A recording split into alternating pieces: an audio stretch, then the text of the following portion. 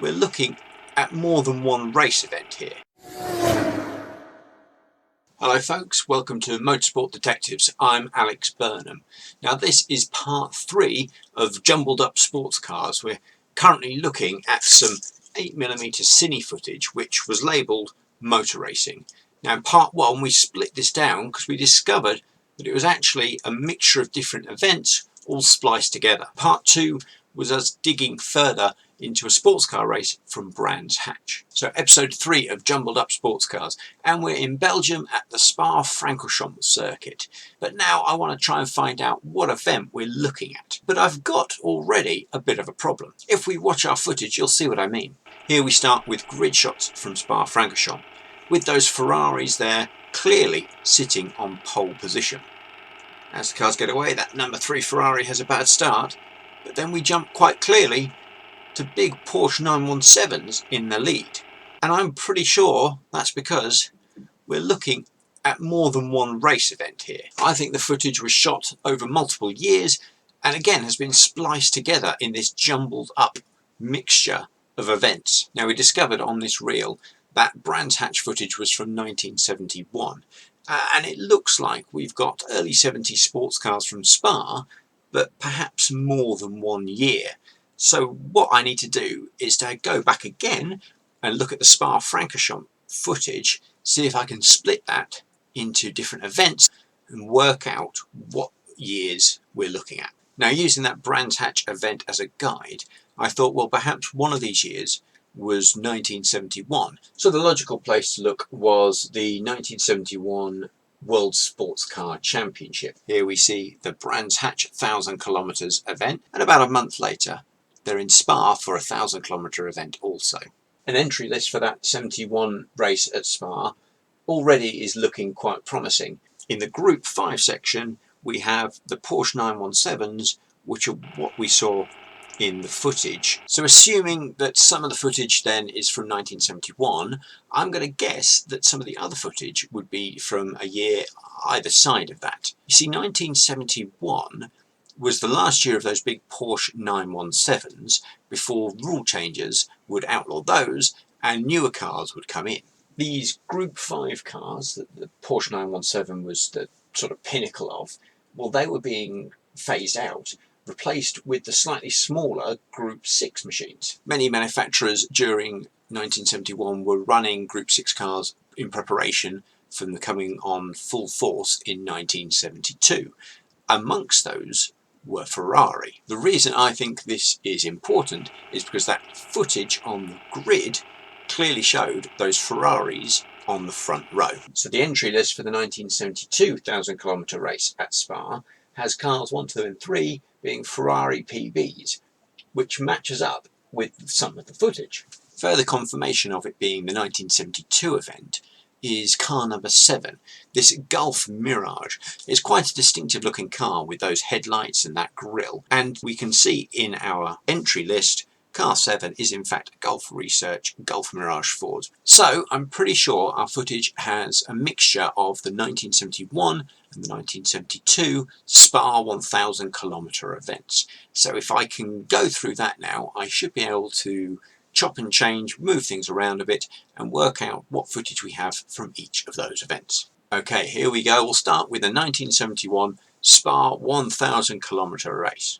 We don't get the start of this race, but we see the opening lap as the entire grid streams down the hill from the start line to Eau Rouge and makes its way back up to Radion. Before heading out further around the track, episode 1 of Jumbled Up Sports Cars showed you where this footage was from.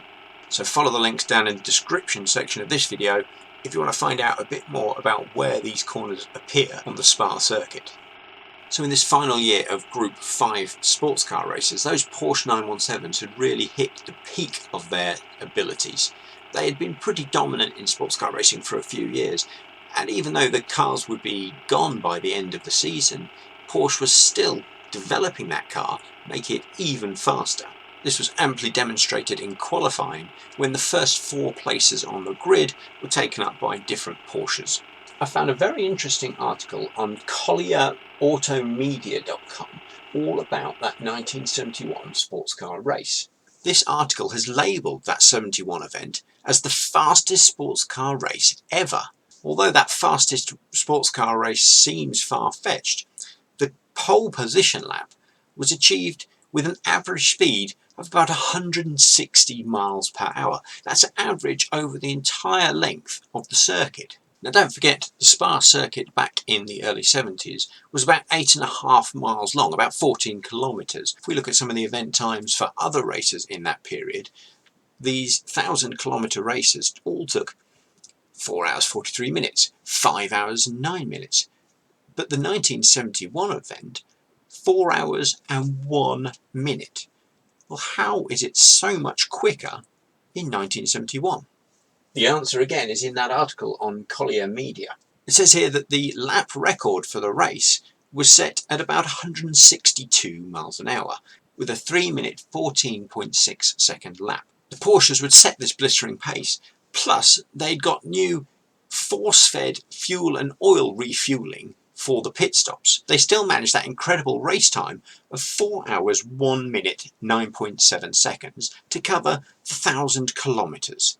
That's an average of 154 miles per hour over the whole race. To put it in some kind of road driving context, it's about 500 kilometres from London to Land's End, then about the same back again. Doing that in 4 hours is impossible. In fact, Google Maps saying that it's more than 4 hours just to do one leg of that journey. Porsche were claiming at the time that they were running most of the lap at full throttle in top gear. They would run all the lap from the exit of the Lecumbe circuit back to the La Source hairpin at pretty much flat out, reaching on the Master Straight about 218 miles an hour. Those huge speeds of the Porsches were one of the reasons that the Group 5 rules were being phased out. They were thought to be pretty dangerous. So it's no surprise that when we go into the 1972 race, average speeds have dropped somewhat. If we go back to our footage, now we're in 1972 and we can see the grid. Those new Ferrari 312s on the front row, and then behind them we've got that Golf Mirage and that smaller Porsche 908. The race gets underway, and as we saw before, car number 3 gets a pretty poor start from second on the grid.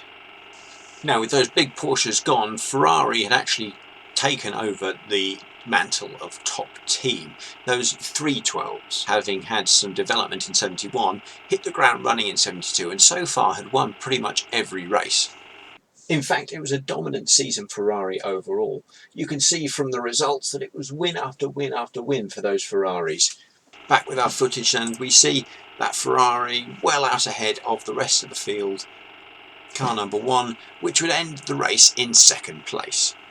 Here in this footage we can clearly see smoke coming from the pits. By going into racingsportscars.com we can see that there's a car that retired from the race due to a pit fire. This is the Gulf Racing Chevrolet Corvette, car number 56. That Gulf Mirage would end the race in 4th place. After an accident, the number 2 Ferrari would end up well down the order. Despite that poor start, Ferrari number 3 would actually be the eventual winner. Although the speeds had been nothing like the year before, that Ferrari had done the 1,000 kilometres in 4 hours and 17 minutes. Still an amazing 233 kilometres an hour average. So there we go, ladies and gents. The Spa sections of our motor racing footage turned out to be quite interesting. We have that fastest sports car race ever from 1971 with those hugely quick Porsche 917s. We then have the replacements for those, the slightly smaller Ferraris, who were just as dominant but not quite as quick. And that adds on to the Brands Hatch 1971 sports car race we saw in episode 2. What does all this mean for episode 4, when we try and find out what that mystery circuit is? Will it link to these 71 or 72 sports car races we've already seen, or will it be something completely different? Please do subscribe to my YouTube channel to get notifications as to when episode 4 of Jumbled Up Sports Cars is released. Until then, thank you for watching.